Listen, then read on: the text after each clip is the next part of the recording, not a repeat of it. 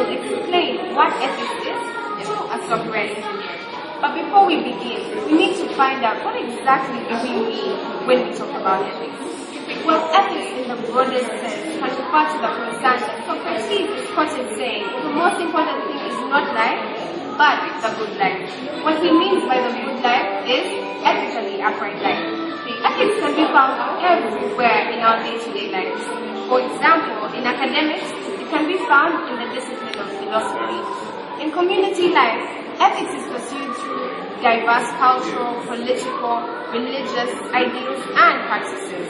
At a personal level, self-reflection and continuous striving to become a better person.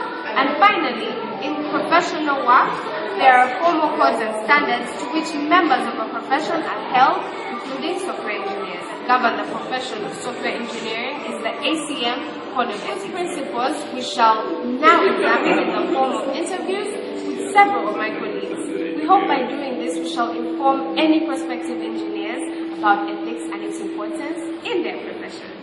Please enjoy. Hello, Philip. I'm okay. How are you? Because you want to ask a few questions regarding ethics. Yeah. So, first question is, would you take credit for work for a good or bad? Yeah, I believe every software engineer should get credit for their work, whether it's good or bad. I mean, for the good work, obviously, you should get respect. For the bad work, sometimes I believe you can improve someone else, but I make it good. Eventually, I don't know, you can still take credit for it. So given that you're working on a software project, what is most important to you? Do you want your employers to be happy, or do you want the end users to be satisfied? I think I would balance, or I don't know, I shall say moderate, like all their interests. I want everyone to be happy. So when I'm working on something, I want to make sure the client is happy, the employer is happy, the finances are happy. Although it's hard sometimes, but I don't know, it's the most ethical thing to do. You don't have to take sides, either employer or finance. I think you should moderate and make sure every side is happy. Okay, that's good. Now let's say that you're working on a project that you knew was not safe for use to the public. Would you tell someone? Yeah, I believe it. I mean, if it's going to affect the public, the environment, I think disclose to the authorities and tell them any potential harm to the environment, what the software product could do, any bad effects or anything. Would you like the public in order to make your application or system better? Ethically, I don't think it's very good to lie, but sometimes people want to make money. But personally, I wouldn't lie just to make money out of it because my system, I want to make money. I don't think it's very good. So now, if another software engineer, say another person in your field, asks you for your code, you would offer it? Yeah, I believe it's good to participate. It improves on your knowledge. It helps you take credit where necessary. I mean, if you see a final product, you do like I worked on that. I understand. I think it's good to participate. I don't know. It helps others, and then it's not a problem. Yeah. Thank you very much. How are you today? I'm good, Ivan. How's it going? It's very okay.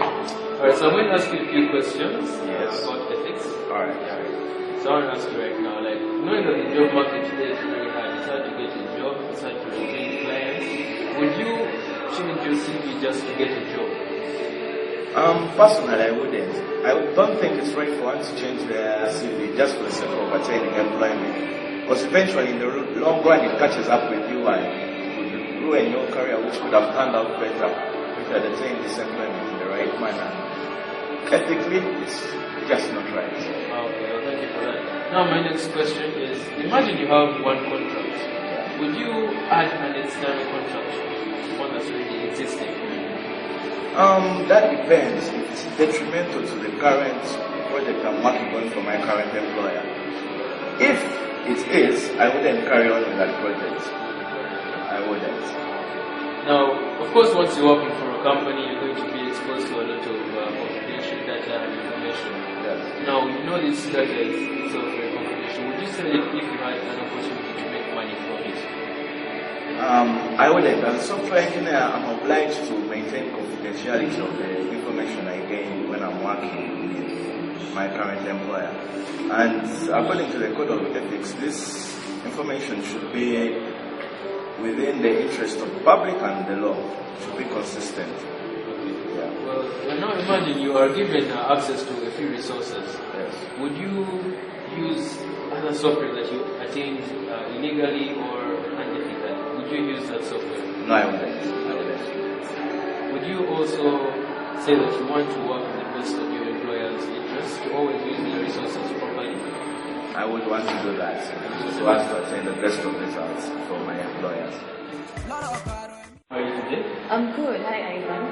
Good. Nice to meet you. Yeah, nice to Right, meet you. so being a software developer, what do you think is most important to achieve when developing a system? Yeah, I believe that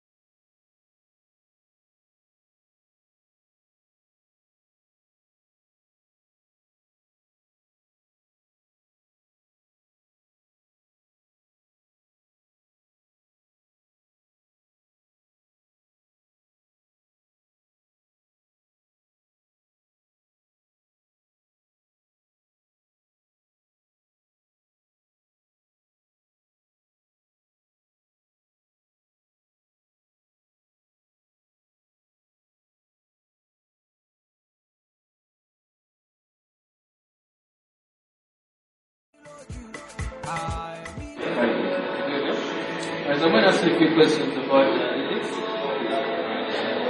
So, as an ethical software engineer, what do you think influences your judgment in a professional workspace? First of all, I check my whole technical judgment with the need to maintain and support humanity. And how would you judge if a piece of material is appropriate for your work? Firstly, I do not endorse any documentation that has not been done under my supervision or is not within my means of expertise. Secondly, I tend to make sure that I adhere to software objectivity with any piece of any related software or documentation of the So imagine in a situation where the interests of an employer and a client are not exactly the same eye to eye. How would you judge which decision you should make? I would say I do not indulge myself in any kind of financial match practices, be it double billing, be it bribery, because in the long run, you realize you're at a point of losing more than you're actually willing to do. So it's something I do not indulge myself in. Thank you very much.